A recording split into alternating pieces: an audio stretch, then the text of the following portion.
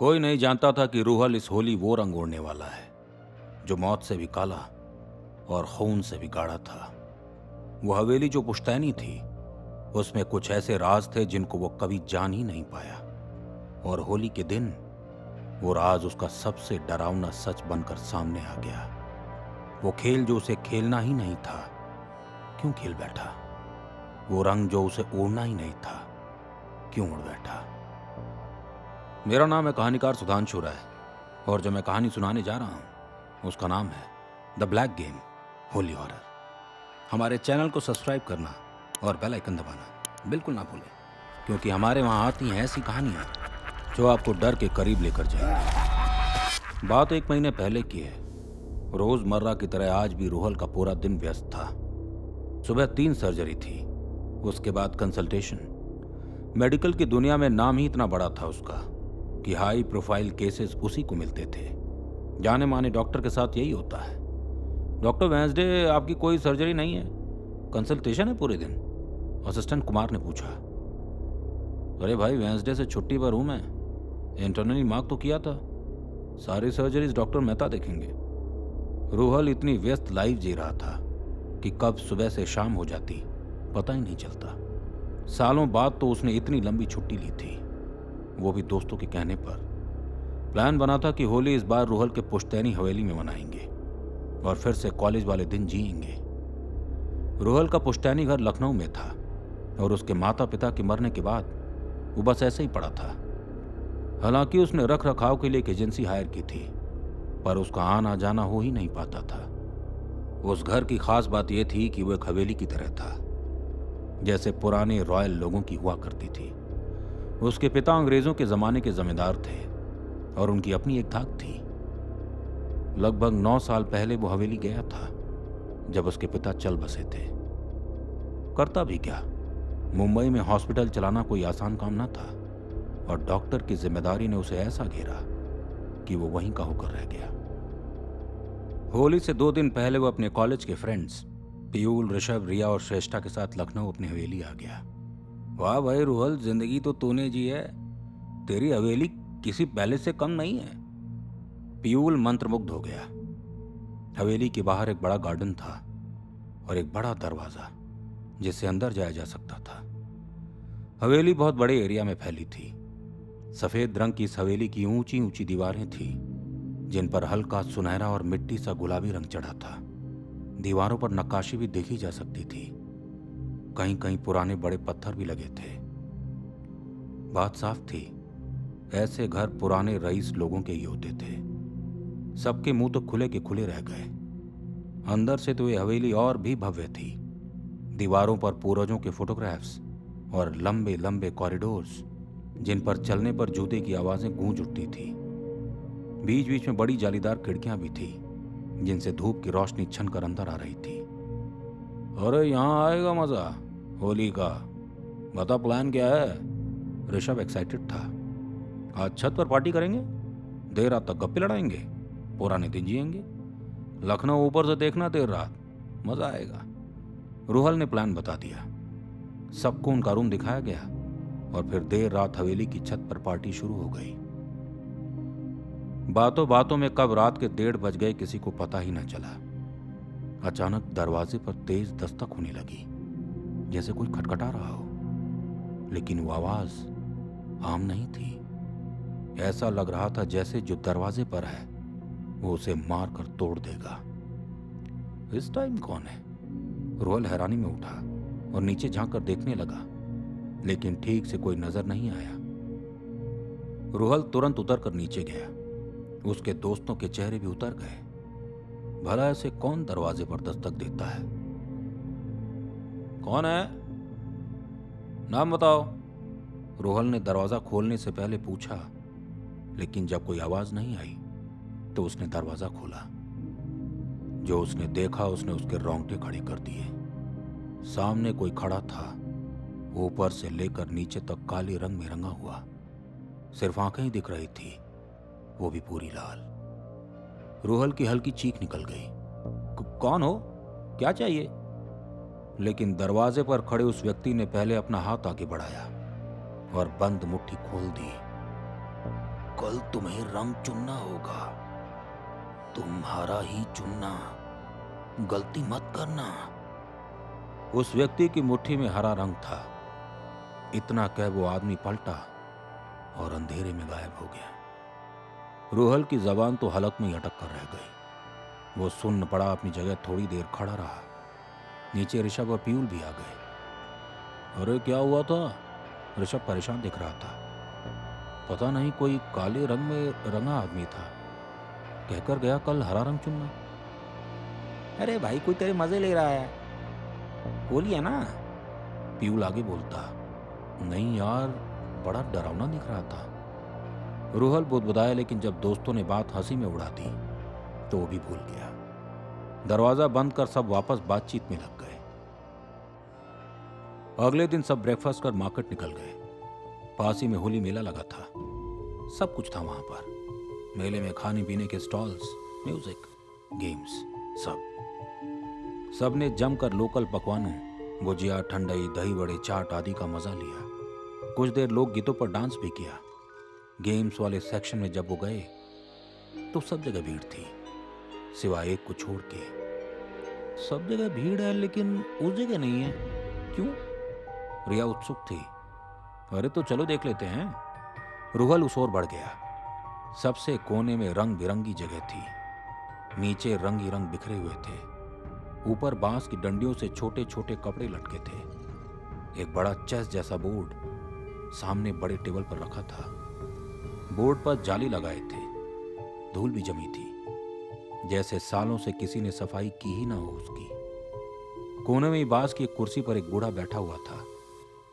कैसा गेम है ये, और यहां भीड़ क्यों नहीं है? रूहल ने पूछा। बूढ़ा धीरे से उठा और बोर्ड के करीब आ गया। वो 7 रंगों में रंगा हुआ था। भूरी चमकती आंखें थी उसकी, लंबे बड़े बाल।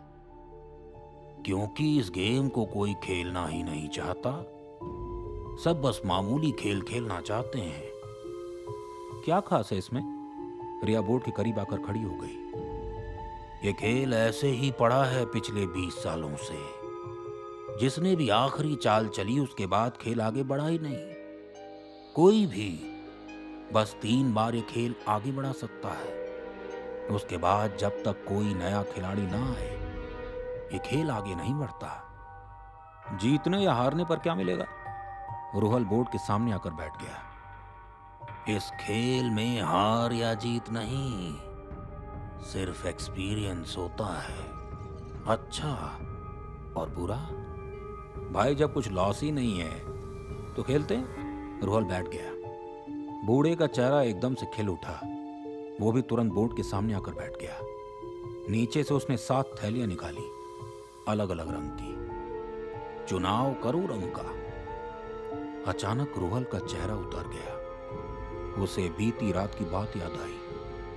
उसने ऋषभ के कान में फुसफुसाया, भाई कल रात मुझे वो आदमी मिला था, उसने हरा रंग चूज करने को कहा था। अरे पागल है क्या, कुछ भी, पीला चूज कर ले। ऋषभ ने पीला कहा और बाकी सब ने भी। रूहल ने पीला चूज कर लिया। बूढ़े ने थैले से पीला रंग निकाला और रूहल के मुंह पर लगा दिया। चलो आगे बढ़ो। रूहल ने कैलकुलेशन की और घोड़ा आगे बढ़ा दिया। बहुत खूब, लेकिन तुम्हें अभी 2 चालें और चलनी है, और ये चालें कल तुम होली वाले दिन ही चल पाओगे। रूहल और बाकी सब हंसते मुस्कुराते लौट आए। सब शाम छत पर बैठे बातों में लगे थे। भाई, बूढ़े ने कहा था कोई एक्सपीरियंस होगा, अभी तक हुआ क्या? पीयूल कुर्सी पर पसर कर बैठा था। लगता सब ऐसे ही था, कुछ तो एक्सपीरियंस हुआ नहीं अभी तक। रूहल ने बात हंसी में उड़ा दी। सब सो गए, लेकिन ठीक 1:30 बजे फिर से वही दस्तक दरवाजे पर हुई। सब उठकर रूहल के साथ दरवाजे तक आ गए। रूहल ने जब दरवाजा खोला तो पाया वही व्यक्ति सामने खड़ा है, लेकिन इस बार वो खून से नहाया हुआ था। बस उसके हाथों में पीला रंग लगा था। कहा था मैंने हरा रंग लेना, तुमने पीला लिया। तुमने जो किया उसको भुगतोगे। थोड़ी बहुत उम्मीद अभी भी है, कल पहली बार हरा लेना, दूसरी बार सफेद। अगर ऐसा नहीं किया तो हमेशा के लिए फंस कर रह जाओगे। वो देखोगे जो तुम्हारी रूह को भेद कर रख देगी। सब के सब डर में अपनी जगह खड़े रहे। वो व्यक्ति जब वापस गया तो जमीन पर पीले रंग के पांव के निशान पड़ रहे थे। हर कोई अब सदमे में था। कौन है ये आदमी जो हर रात यहां आ जाता है? उसे कैसे पता तुमने येलो चूज किया? मुझे बहुत डर लग रहा है। वो कह रहा था कुछ अजीब होगा। रिया डरी हुई थी। उस रात पहली बार रोहल ने कुछ अजीब महसूस किया। उसे हवेली की हर खिड़की पर मरे हुए लोग दिख रहे थे, पर वो बौखलाया तब जब सोते हुए उसकी आंख खुली और उसने पंखे के ऊपर अपने जैसे दिखने वाला कोई व्यक्ति बैठा पाया। बस उसकी आंखें पीली थी और दांत काले। वो हंसते हुए उसे देख रहा था और फिर कूद कर वहां से भाग गया। रूहल ने सारी बात अपने दोस्तों को बताई, पर रूहल डर में तब कांप उठा जब उसके दोस्तों ने कहा कि उन्होंने उसकी लाश आंगन में सफेद चादर से ढकी देखी, जैसे मरने के बाद लोगों को बांस पर रखा जाता है। हालांकि अगले दिन होली थी, लेकिन सब खेल खेलने बूढ़े के वहां पहुंच गए। आओ आओ, कुछ एक्सपीरियंस किया तुमने? बूढ़े ने पूछा। ये क्या कर रहे हो तुम मेरे साथ? मुझे पता है तुम जादू टोना करते हो। होली पर अक्सर मैंने ऐसे टोटकों के बारे में सुना है। रूहल बोलता जा रहा था। बैठ जाओ। ये खेल तुमने अपनी मर्जी से शुरू किया। सब कुछ तुम्हारी मर्जी थी। खेलना तो पड़ेगा, वरना तो अभी तक जो तुमने एक्सपीरियंस किया वो बस ट्रेलर था। मौत का ऐसा तांडव होगा तुम बस एक कठपुतली बनकर रह जाओगे। चलो रंग चुनो। इस बार रोहल ने बिल्कुल वही किया जो उस आदमी ने कहा था। पहले हरा, फिर सफेद। बूढ़े का चेहरा उतर गया। जो हंसी उसके चेहरे पर थी अचानक गायब हो गई। उसकी आंखों से आंसू गिरने लगे। तभी होली मना रहे लोगों का एक झुंड वहां से गुजरने लगा और हर तरफ रंग उड़ने लगे। वहां हवा में इतने रंग घुल गए कि जब रंग नीचे बैठे तो बूढ़ा गायब हो चुका था। उसकी जगह जहां वो बैठा था बस 7 रंग की थैलियां थी। घोड़ा अपने आप ही कुछ चालें चल चुका था। सबने उसे ढूंढने की पुरजोर कोशिश की, पर वो नहीं मिला। हो सकता है सब ठीक हो गया हो, तभी तो बूढ़ा गायब हो गया। उस आदमी ने हमें बचा लिया, अब शायद सब ठीक हो गया है। ऋषभ और बाकी लोगों ने भी यही कहा। देर रात वो हवेली में बैठे यही मना रहे थे कि आज की रात बस किसी तरह निकल जाए। सबको हल्की नींद लग गई कि तभी जिस बात का डर था वही हुआ। दरवाजे पर दस्तक हुई। जब रूहल बाहर ही नहीं आया तो लोगों को लगा वो गहरी नींद में सो रहा है, इसलिए उसे उठाया नहीं। बाकी सबने दरवाजा खोला तो जो उन्होंने देखा उसने उनके रोंगटे खड़े कर दिए। सामने काले रंग में ऊपर से नीचे तक रंगा रूहल खड़ा था। उसने हाथ आगे बढ़ा ऋषभ को कहा, अगले साल होली से एक दिन पहले ये खेल तुम खेलोगे और तुम हरा ही चुनना। इतना कह वो अंधेरे में गायब हो गया। माना जाता है रोहल के फ्रेंड्स ने लोकल लोगों से जब बात की तो पता चला वो खेल 1000 सालों से भी पुराना है। उस खेल में फंसने वाला पूरे साल मरे हुए लोगों की दुनिया और हमारी दुनिया दोनों में भटकता है। भूत पिशाच उसका शिकार करने की कोशिश करते हैं। वो बस छिपता फिरता है। डर का वो मंजर देखता है जो उसे ह्यूमंस की दुनिया को लगभग भुला देता है। सिर्फ काला रंग ही उसका कवच होता है जिससे वो आत्माओं से छिप पाता है। मौका मिलता है सिर्फ होली से एक दिन पहले निकलने का, अगर कोई खेल खेले तो। रूहल ने वो प्रताड़ना झेली जो नर्क से भी बदतर थी। कभी उसका कोई खून चूसने आता, कभी उसकी चमड़ी चबाने लगता, कभी कोई राक्षस उसको खींचकर मरे लोगों की दुनिया में ले जाने की कोशिश करता, कभी उसको वो दर्द मिलता जिससे शरीर जगह जगह से फट जाता और खून रिसने लगता। वो बस भाग रहा था एक जगह से दूसरी जगह, इंतजार में अगली होली के। अगले साल उसके दोस्त वापस आए। ऋषभ सच्चा दोस्त था। वो खेल खेलने पहुंचा। पीयूल, रिया और श्रेष्ठा भी उसके साथ थे। वो आदमी जो होली से एक दिन पहले रूहल से मिलने आया था, वो अब गेम खिला रहा था। यानी जो प्लेयर बचता है वो मास्टर बन जाता है और नया प्लेयर काला रंग ओढ़े घूमता है। मन तो कर रहा है मैं उसकी जान ले लूं। ऋषभ गुस्से में था। अरे रिलैक्स यार, खुद को संभाल। पीयूल ने उसे संभाला। गेम शुरू हुआ। उस आदमी ने पूछा रंग चुनो। ऋषभ ने हरा रंग चुना, पर जैसे ही चाल की बारी आई और उस आदमी ने हरा रंग ऋषभ के चेहरे पर मला, पीयूल ने एक छोटी बोतल से खून का कतरा निकाला और ऋषभ के गाल पर लगा दिया। रिया ने तुरंत मास्टर के अंगूठे से एक घोड़ा आगे बढ़ा दिया। ऐसा करते ही गेम खेलने वाला मास्टर वहां से गायब हो गया। सब जब हवेली आए तो पाया रूहल उनका इंतजार कर रहा है। उसकी आंखें नम थी। वो ऋषभ को गले लगाए बस रोता रहा। थैंक यू दोस्त, अगर तू ना होता तो न जाने कब तक मैं ये सब झेलता रहता। अरे चुप कर यार, दोस्त किस लिए होते हैं? दोस्ती सिर्फ जीने तक की नहीं होती, मरने के बाद तक की भी होती है। ऋषभ इमोशनल था। तो अब कुछ नहीं होगा। और ऋषभ, तुझे पता कैसे चला कि हमें ये सब करना है? तो रोहल बच जाएगा? पीयूल जानना चाहता था। उस रात रोहल जब फंस गया तो मैंने पता किया इस खेल के बारे में। मुझे यहीं के एक तांत्रिक ने बताया ये खेल तंत्र और मंत्र दोनों से चलता है, और अगर जो व्यक्ति फंसा है उसका खून रंग में मिला दिया जाए तो वो इस दुनिया से पूरी तरह कनेक्ट हो जाएगा। और इसी दौरान मास्टर की उंगली से घोड़ा आगे कर दिया तो वापस खेल का हिस्सा बन जाएगा। ऐसा करने से रूहल बच जाएगा। बाकी अब कुछ होगा कि नहीं ये कहना मुश्किल है। उस दिन के बाद ऋषभ, पीयूल, रिया और रूहल डर डर कर जीते रहे। हालांकि आज भी होली से एक दिन पहले कोई आकर उनके दरवाजे पर दस्तक देता है। कभी कभी रूहल को लगता है प्रेतात्माओं से देख सकती हैं।